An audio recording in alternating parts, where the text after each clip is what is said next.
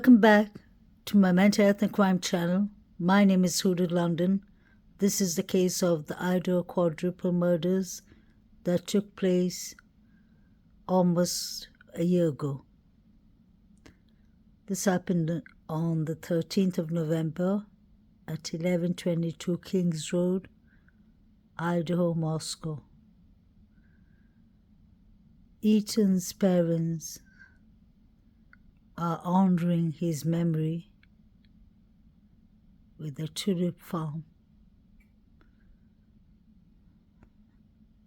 And they talk about him in this interview. 4 University of Idaho students were murdered near campus. Their families are finding ways to remember them. Ethan Chapin was one of those students, a triplet born and raised here in Skagit County. And this month he would have turned 21. I sat down with his parents, Jim and Stacy, to talk about how their family is doing, what comes next, and Stacy Chapin's new book, The Boy Who Wore Blue. On a beautiful star-filled October night, triplet children were born, and oh, what a sight. 3 healthy babies, what could we say? Such a joyful, amazing, and momentous day. But there was something incredible about that boy who wore blue. His bubbly personality immediately shone through. I just needed people to have the true story of him. For people who know him, it's a little bit of a memoir. And I think for people who don't know him, it's literally the message how Ethan lived his life. Tell us about him. Ethan, he was truly one of a kind.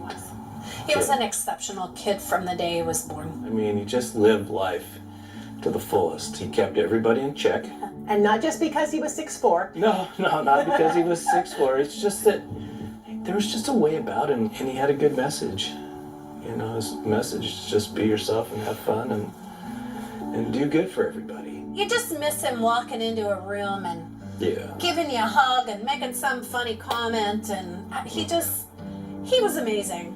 Is there anything that you miss the most? Hugging him. Oh, I'd give anything, and yeah, that's it. I'd give anything to hug that kid again. In his blue Patagonia, his puffy blue Patagonia coat. Right?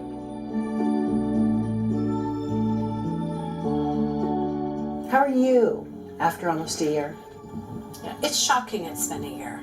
We spent, I call it a period of time, there was about 5 months that I call it the depths of hell. I mean, we went there, we've been there. I think you have to go there in order to start the journey out that is the process of healing and figuring out how you live your life without this person that's been in it forever. I have a place kind of where Ethan lives in there, and it's a safe spot. You know, for me that's, but I think overall, under all of these circumstances, I think we're doing well. This thing took one of our kids, but it can't take the rest of us. I think about Maisie and Hunter a lot because I'm a multiple. And there's a unique, special connection that multiples have that other siblings do not have. Yeah. I know that. And so I've thought about them often having lost a piece of themselves in losing their brother. Jim and I can sit here and tell you what it feels like to lose a child. I honestly cannot tell you what it must feel like for Maisie and Hunter to lose literally a piece of them. It's profoundly different for them than it is for us. They came home mid-May after school was out, and they spent all summer at our Idaho home, and both worked. And it seems like they healed a lot during that period of time. It's just going to take time for us all. When we send our kids off to school, to college, we think it's one of the safest places they could be. Yes. I mean, Moscow, Idaho? Not in your wildest imagination, or nightmares even. Could you imagine something like this? We were at Parents' Weekend the week before. I mean, literally the week before, and just had the best time with the kids. And you would never think that something like this could ever happen. It was the best there. weekend, and we were in the King Street house that weekend. I mean, We were. we were like, what a great, these kids are living their best life.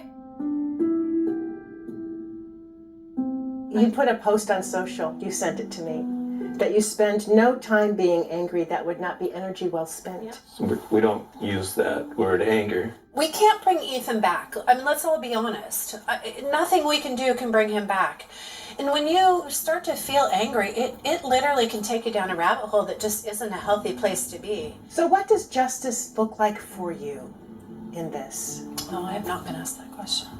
The person who is in jail right now, that it's gonna take care of itself. You know, nothing we can do or say or anything is gonna change what's gonna happen to that individual. You have no plans to even go No. to the trial, to even be in the courtroom from start to finish? No. There is no closure. The only closure I have is knowing that my family is good and healthy, and we move on with our lives and do what we were doing prior to this terrible thing that's happened to our family. It's a choice. You know, you just have to tuck that kid somewhere in there, and I'm thankful for the 20 years we had with him. Totally. 100%. So you have a tattoo I do. on your arm. So it's from a note that Ethan wrote me probably the 4th grade. And, you know, he just signed it, "I love you, Mom." We are coming back up onto Parents' Weekend and a big birthday Big for your birthday. kids, 21. 21 was something that we talked about forever. Having these triplets turn 21 was going to be the greatest, the greatest night ever. That night cannot take away from Maisie and Hunter. So, Parents' Weekend, it'll be a little bit camouflaged in Parents' Weekend, and then we'll go out and we're going to celebrate Maisie and Hunter. We cannot forget that that's the priority. Is there anything that you would want to share with parents who've suffered just a horrific loss? Find something positive in every day. Find something that you feel like brings you joy in a day. There is always something there, no matter how dark the day feels. We found it every single day. He was selfless, caring, generous, and warm, and wherever he went, the friends would all swarm. We want to pass on his positive energy.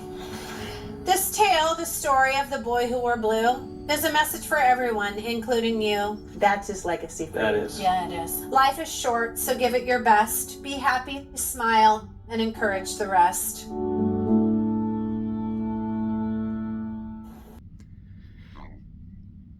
This was really heartbreaking, but it's beautiful that Ethan and his family can move on while they're making a memorial for him with the tulip farms.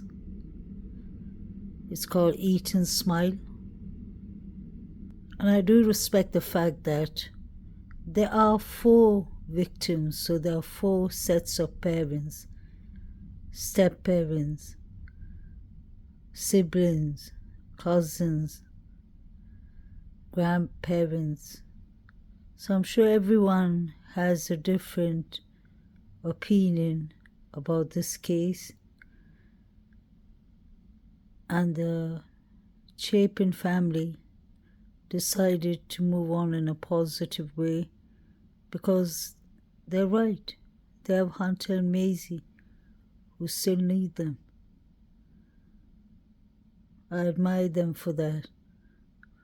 And I do understand when they say they do not want to go to the court because maybe they're not ready to face the man who's accused of brutally killing their son, unliving. I believe something happened to Ethan in the Sigma Chi. There was a fight there, and Ethan and Xana were involved. They rest in peace. Bethany Funk, or BF, has I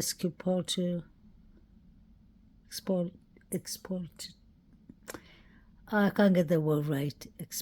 Expulsory, whatever evidence this woman has, basically, exculpatory, yeah. She ain't submitting it, it looks like. But it looks like what she saw was different, I would assume, to what DM saw, or what she heard.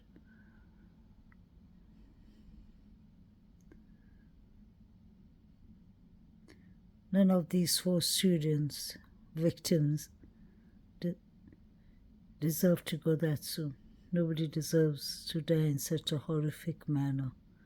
May they rest in peace.